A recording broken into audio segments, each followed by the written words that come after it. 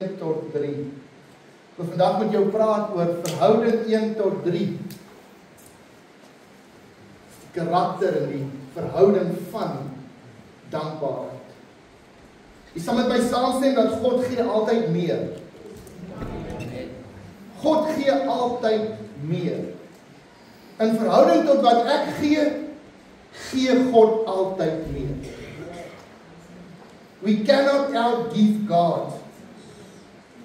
God sal altyd meer gee, meer doen, meer strek, meer ontmoet, meer aanraak, meer voorsien, meer omgee, homself meer openbaar as ons. God gee altyd meer. Nie dat ons in kompetisie is met God of probeer om God te beïndruk met wat ons gee nie, want God kyk mos na ons hart. Amen? God sien ons hart. God werk in verhouding en die skrif is vol van hierdie verhouding 1 tot 3. Wanneer ons 1 gee, gee hy 3 en dikwels meer. Wanneer ons 1 aksie doen, dan ontmoet God daardie aksie met 3 aksies. As ons 1 gebed bid, dan ontmoet God ons op 3 of selfs meer areas van ons lewe. Daar is krag in meer. Daar is 'n deurbraak in meer. Dis hoekom wanneer ons gee ons nie uit droefheid of uit dwang nie. Ons gee meer wat ons weet dit is in ons gee wat God altyd ons oortref met sy goedheid, sy guns op ons lewe. Daar is krag in meer. Lukas 6 vers 38, gee en aan julle sal gegee word, 'n goeie maat wat ingedruk en geskik en oorlopend is. Ons gee, God sê, kom met my gee 'n karakter. Dit sal ingedruk, geskik en oorlopend wees. Familie, meer is 'n karakter van oorgawe. Meer is 'n karakter van oorgawe. Soos God homself deur sy seun aan ons oorgegee, Christus Jesus homself oorgegee het aan die kruis, die beginsel van meer en volheid openbaar, kan ons vandag getuig en sê dat meer is 'n karakter van oorgawe. Ek kan nie in oorgawe leef en steeds toe hand en toe hard is met 'n klomp goed in my lewe nie. Meer is 'n karakter van oorgawe. Ek deel vandag met jou 'n paar gedagtes oor die ratio 1 tot 3, die verhouding van dankbaarheid. Die verhouding van dankbaarheid tot enige iets is 'n vermenigvuldiger. Kan jy daarmee saamstem? Die verhouding van dankbaarheid 1 tot 3 tot enige iets is 'n vermenigvuldiger, iets 'n multiplier. Kom ek vat jou op 'n kort reis. In dankbaarheid gee ek 1 deel en dit maak 3 dele los en selfs meer. 1 deel, oftewel 1 saad van gehoorsaamheid lewer 'n 30, 60, 100voudige oes. Markus 4 vers 8 en 'n ander deel het in die grond geval en dit het vrug opgelewer want dit het opgekom en gegroei en dit het gedra 130, 160 en 100voudig. So my 1 deel wat ek gee, my saad wat ek gee, het die vermoë en die potensiaal om 'n 3-dubbele oorvloedige vermenigvuldiger vir my in te hou. 1 lofoffer. God stuur 3 resultate. In 2 Kronieke lees ons van koning Josafat en jy kan die hele gedeelte gaan lees. Ek gaan nie tyd hê om dit alles met jou te deel, maar gaan lees gerus die gedeelte in 2 Kronieke. Lees van koning Josafat wat 'n geloofsoffer van lof en aanbidding voor God bring, want hulle is in 'n stryd, hulle het 'n vyand wat teen hulle opstaan en die vyand is groot en Josafat sê, al wat ek kan doen is ek kan loof en prys. Hulle bring 'n geloofsoffer van lof en aanbidding voor God en God gee die oorwinning. Maar hy gee nie net die oorwinning nie. Hulle kry ook al die buit en al die besittings van die vyand. Hulle kry nie net dit nie, hulle kry ook vrede in die land. Kom ek lees vir jou 2 Kronieke 20, jy kan die hele gedeelte by die huis lees, vers 17. Julle hoef nie daarby te veg nie, God is aan die woord. Staan gereed, bly staan, en aanskou die redding van die Here by julle, Juda en Jerusalem. Vrees nie en wees nie verskrik nie, trek môre teen hulle uit en die Here sal met julle wees. Vers 18, toe buig Josafat hom in die aangesig na die aarde toe en die hele Juda en die inwoners van Jerusalem het voor die aangesig van die Here neergeval om die Here te aanbid. En die Lewiete uit die kinders van die Kehatite en uit die kinders van die Koragiete het opgestaan om die Here, die God van Israel, met 'n baie groot stem te prys. Hoor wat gebeur. Daarop maak hulle die môre vroeg klaar en trek na die woestyn van Tekoa uit, en terwyl hulle uittrek, het Josafat gaan staan en gesê, luister na my, Juda en inwoners van Jerusalem, glo in die Here julle God, dan sal julle bevestig word. Glo in sy profete, dan sal julle voorspoedig wees. En op die oomblik, vers 22, toe hulle die gejubel en die lofsang aanhef, het die Here 'n hinderlaag opgestel teen die kinders van Ammon, Moab en die mense van die gebergte Seir wat teen Juda gekom het, sodat hulle verslaan is. Een geloofsoffer van lof en aanbidding. En God stel 'n hinderlaag op en hy gee die oorwinning. Luister vers 25. So, een geloofsoffer van lof bring 3 goed. Dit bring oorwinning. Vyand word verslaan.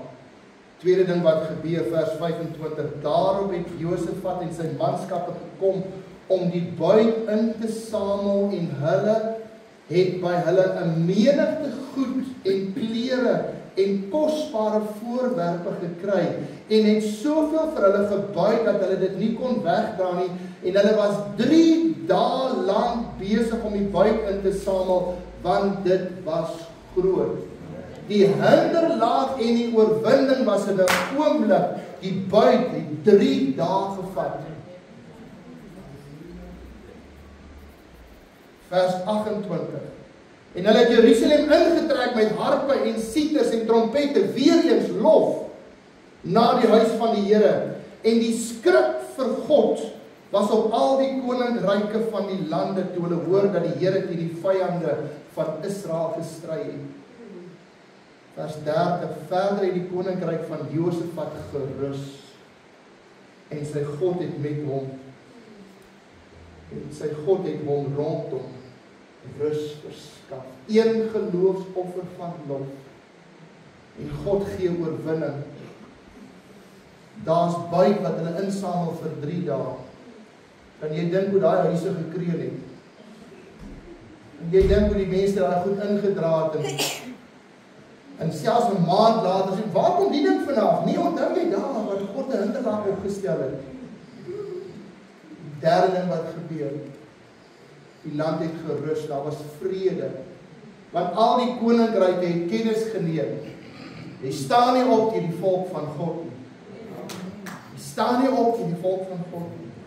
Een geloofsoffer van lof, 3 uitkomste. Oorwinning, voorsiening, vrede. Dis die verhouding van dankbaarheid. Gaan nog 'n tree verder. 1 gebedsuitroep, 3 antwoorde. Jeremia 33 vers 2. So spreek die Here wat dit doen, die Here wat dit formeer om dit te bevestig. Here is sy naam. Roep my aan. 1 gebedsuitroep. En ek sal jou antwoord. Ek sal jou bekend maak groot en ondeurgrondelike dinge wat jy nie weet nie. So God openbaar nie net sy hart en sy ondeurgrondelike goed met jou nie. Hy maak dit so bekend dat dit jou toerus met wysheid en insig. Ons gaan nog 'n tree verder. 1 dankbare mens. 3 resultate. Filippense 1 vers 3. En ek vertrou dat wanneer jy aan hierdie boodskap dink, ratio 1, 2, 3, dat jy sal neem na Filippense 1 vers 3. is die kernvers van die hele boodskap. Ek dank my God, elke maal as ek aan julle dink. Ek dank my God, elke maal as ek aan julle dink. Vers 4, en ek bid altyd in al my gebede vir julle almal met blydskap. Vers 5, oor julle gemeenskap aan die evangelie van die eerste dag af tot nou toe. Want ek juis hierop vertrou dat hy wat 'n goeie werk in julle begin het, dit sal volëindig tot op die dag van Christus Jesus. Jy sien die gesindheid waarmee ons bid, is sterk bepalend wat ons beleef. Die gedeelte wys vir jou en my 'n duidelike patroon. 1 dankbare gebed, 3 resultate. Eerstens vers 4, blydskap. Paulus beleef 'n blydskap wanneer hy vir hulle bid. Ek wonder wat beleef ons soms as ons klaar gebid het vir die mense in ons lewe. Beleef ons 'n mismoedigheid of beleef ons 'n wanhoop of beleef ons 'n blydskap wanneer ons 'n dankgebed bid. Eerste ding wat hy beleef is hy beleef blydskap. Die tweede wat hy beleef is gemeenskap, vennootskap, toewyding, vers 5. Wanneer hy sê oor julle gemeenskap aan die evangelie van die eerste dag af tot nou toe. Julle het 'n trek rekord van die evangelie. En hier sit mense vandag. Al is jy 'n week hier of 2 weke hier of 'n maand of 3 jaar of 33 jaar, of as jy die een was wat die eerste sooi gespit het toe hierdie kerk gebou het. Jy nog in die ou kerkie kerk gehou het. Dis nou in die vorige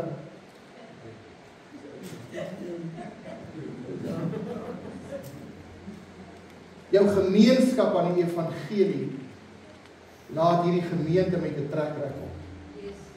Dit laat hierdie gemeente met saad in die grond. En dan derde ding, vertroue en geloof vir die toekoms. So ek dank my God wanneer ek aan julle dink. En in al my gebede is my gebede gevul met die karakter van blydskap. En saam met dit beleef ek toewyding en vennootskap. En saam met dit is daar 'n hoop vir die toekoms dat hy wat 'n goeie werk in my en jou begin het, hy sal dit klaar maak. Hy sal dit klaar maak. Jy sien, Paulus kies om dankbaar te wees wanneer hy aan die gemeente dink. Want God leer my en jou dat dankbaarheid bou. Dankbaarheid bou. Nou die wêreldse navorsing sê verhoudings 1 tot 3, een negatiewe moment of een negatiewe gebeurtenis kan vra 3 positiewe oomblikke om dit te herstel. 1 opregte erkenning binne jou gesin, binne jou familie, binne jou werksopset. 1 opregte erkenning bring 3 keer meer betrokkenheid. Mense blom daar waar hulle waardeer word. Jy sien, dankbaarheid is nie net 'n geestelike beginsel nie. Dankbaarheid is 'n suksesbeginsel. Daar is 'n 1 tot 3 verhouding tot dankbaarheid. 1 woord van erkenning, 3 keer meer loyaliteit, 3 keer meer energie, 3 keer meer kreatiwiteit. 1 hart van dankbaarheid, 3 gebiede verander. My gebede, want nou word gevul met blydskap. My verhouding en toewyding verander en my verwagting vir die toekoms word vasgemaak in Christus Jesus.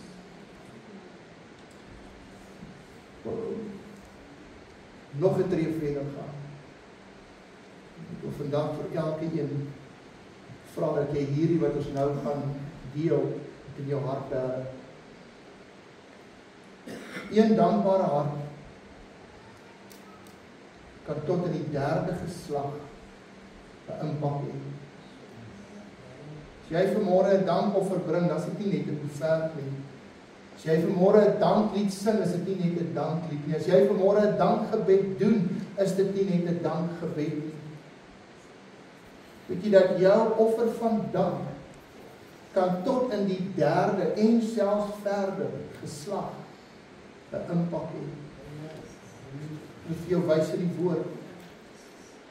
vir jou wys in die woord, jy wat voel, maar ek het al soveel gedoen, ek het al soveel gegee, wat moet ek nou nog? Ek wil vandag vir jou sê, een dankbare gebed kan 3 generasies na jou beïnvloed, kan 3 generasies na jou behoue laat. Ek weet van 'n ouma en 'n oupa wat vir my gebid het. Ek weet van 'n ouma en 'n oupa, wie se ouers, ouma en oupa grootjie, wat ek nie geken het nie, groot spore in die kerk getrap het.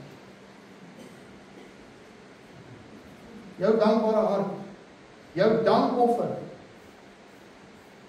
kan 'n impak hê op 3 generasies. Wanneer God na Dawid kyk, dan sien hy 'n hart, 'n man na sy hart. 'n Man met 'n hart vol dankbaarheid, vol lof en aanbidding. Jy sien, Dawid was nie volmaak nie, maar hy was opreg in sy lofprys en sy aanbidding en sy dankbaarheid. Hy was opreg in sy gehoorsaamheid. En dit het 3 generasies direk geraak. En selfs nog daarna. Dawid leef met 'n hart van dankbaarheid en lof. Hy skryf groot dele van die psalms. Vol lof, vol dank, vol aanbidding. Ja, daar is ook ander psalms. Maar hy skryf lofpsalms en erkenning en dank aan God en dank aan die oorwinning en dank vir die verlossing skryf hy aan God. Hy dans voor die ark in erkenning tot God se teenwoordigheid. 2 Samuel 6 vers 14, daarby het Dawid met alle mag gedans voor die aangesig van die Here en Dawid was omgord met 'n linne skouerkleed. So het Dawid en die hele huis van Israel dan die ark van die Here met gejuig en was sein geklank opgehaal. Jy sien, Dawid het 'n kultuur van aanbidding in Israel gebou en gevestig. God se reaksie op hierdie dankbare hart, vir my 'n man gesoek na my hart. Het vir Dawid gesien. Het vir Dawid gesien en die God van die hemel en aarde se guns rus op 'n Dawid en nie net op hom nie, maar ook geslagte. Dat van jou dankbare hart kan die geslag na jou beskerm. Al jaag hulle soms die hoenders uit die hokke. So hier is Dawid, hierdie dankbare lof, aanbidding. Die eerste generasie na Dawid is Salomo, sy seun wat koning word. Salomo ontvang guns vir Dawid se onthaaling. God sê vir Salomo, ek sal nie jou koningskap van jou af wegskeer nie, ter wille van Dawid. Hy ontvang wysheid en rykdom, vrede, hy ontvang 'n gevestigde troon. God sê uitdruklik vir Salomo, ek sê jou spaar, maar ek wil hê jy moet weet, it's not about you. Ek gaan oor jou pa, ek gaan oor Dawid. 1 Konings 11 vers 13, maar ek sal nie die hele koningskap afskeer nie. Een stam sal ek, praat met Salomo, sal ek in jou seun gee ter wille van my knegt Dawid en ter wille van Jerusalem wat ek verkies het. Jy sien, Salomo leef in die vrug van sy pa se aanbidding, lof en dankbaarheid. Die tweede generasie na Salomo is Roboam, sy kleinseun. Roboam maak baie foute. Hy doen nie wat God wil hê hy moet doen nie. Hy doen nie volgens die wil en die wet van die Here nie. Hy sê, nogtans sal ek nie die hele koninkryk wegneem nie, omdat ek Dawid my knegt liefhet. 1 Konings 11:34, en ek sal ewenwel die koningskap as geheel nie uit sy hand neem nie, maar ek sal hom as vors aanstel al die dae van sy lewe ter wille van my knegt Dawid. Wat ek verkies het, wat my gebooie en my insettinge gehou het. Jy sien, God laat 'n stam onder Roboam se hand bly, omdat Dawid getrou was. Die derde geslag, Abia, sy agterkleinseun, is die derde generasie na Dawid. Abia se lewe was nie voorbeeldig nie. Abia het nie gedoen wat God wou gehad het nie. Hy het maar in die spore van sy pa en dies meer gestap. Die woord van die Here sê in Konings 15 vers 1, en in die 18de jaar van koning Jerobeam, die seun van Nebat, en Abia oor Juda koning geword.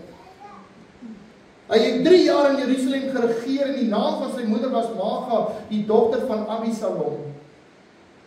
En hy het gewandel in al die sondes van sy vader, wat hy voor hom gedoen het. En sy hart was nie volkome met die Here sy God, soos die hart van sy vader Dawid nie. Maar terwille van Dawid het die Here sy God vir hom 'n lamp in Jerusalem gegee, deur sy seun na hom te verwek en Jerusalem in stand te hou. Dit alles omdat een man se lewe vol dankbaarheid, lof en aanbidding was. Jou dankbaarheid strek tot in generasies. Ek wil vandag vir jou sê, jou opoffering en jou dank aan God en dit wat jy doen in die koninkryk van die Here, dit strek tot in generasies. Jou kinders en kleinkinders sal nie weet hoekom dit met hulle so goed gaan nie, maar hulle het 'n ma en 'n pa en 'n ouma en 'n oupa gehad vir die Here gedien het. Amen. Jou kinders sal nie weet hoekom gaan deure net vir hulle oop nie, om naar 'n hart van lof en dankbaarheid. Amen. 'n Man en 'n vrou na God se hart. Ek wil vandag vir jou sê, skep moed as jou kinders nie is waar hulle moet wees nie. Skep moed as jy voel dit wat jou moet eintlik jou deel moes gewees het nog nie hier is nie. Gaan trek 'n bietjie terug en sê, wie in my generasie is daar wat God aanbid het? Ek beroep my op daardie saad. Ek beroep my op daardie offer. Een man, 'n lewe vol dankbaarheid. Geslagte na my en jou trek voorbeeld, omdat ons 'n offer van dank voor die Here bring. As jy vanmôre sing en lof en eer aan God bring, selfs 'n dankoffer vanoggend bring, dan bring jy dit by die wete dat hierdie is nie net vir nou nie. Dit is so saad in die grond wat generasies wat kom bedien. Wat laat jou dink? En wat laat my dink dat ek enigstens die reg het om op hierdie platform te staan? Ek het niks gedoen om dit wat hier is, in die natuurlike, maar ook in die geestelike, te vermag nie. Ek staan vandag op die gebede en die dankbare harte en die offers van generasies voor ons. En ons kan dit terugtrek na John G. Lake, wat die Pinksterbeweging en die Apostolic 5 Mission in Suid-Afrika tot stand gebring, saam met Hesmela. Ons kan dit terugtrek. En in plaas van dat ons sentimenteel raak vir wat was, kom ons raak opgewonde en in lyn met wat God met ons wil doen vir die generasies wat kom. Daarom gee ons 'n dank, 'n offer van lof, 'n offer van aanbidding. Een dankbare mens, 3 geslagte. Maar dit stop nie daar nie, dit gaan nog aan, en ek sluit hiermee af. Jesaja 37 vers 33. Daarom sê die Here aangaande die koning van Assirië, hy sal in hierdie stad nie inkom en daar geen pyl en skiet nie, en dit met geen skild aanval en daar geen wal teen opwerp nie. Met die pad wat hy gekom het, sal hy teruggaan. Maar in hierdie stad sal hy nie inkom nie, spreek die Here. En ek sal hierdie stad beskik om dit te verlos, om my en om my knegt Dawid omwil. God het 3 generasies guns gegee, terwille van die guns op Dawid se lewe. Jy kan vandag vir my sê, maar ek is nie 'n Dawid nie. Jy hoef nie 'n Dawid te wees nie. Want God kyk na die gesindheid van ons hart. God kyk na die oopheid van ons hart. God kyk na die oorgawe waarmee ons hom aanbid en hom dien. Kom ons bid saam. Vader,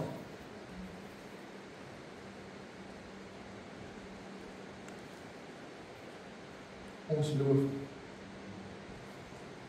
een saad, een deel, 30, 60 maand. Een gebed uitroep, een lofoffer, een dankoffer, en daar is oorwinning, en daar is 'n impak tot in generasies. Ons kinders het 'n voorsprong omdat ons die Here dien. En dalk dien jou kind nie die Here nie, of het jou kind nog nie 'n oorgawe gemaak nie, of is jou kind op 'n plek waar jy soms bekommerd is. Just you keep on keeping on serving God. Sowing the seed of gratitude and praise and honor to God.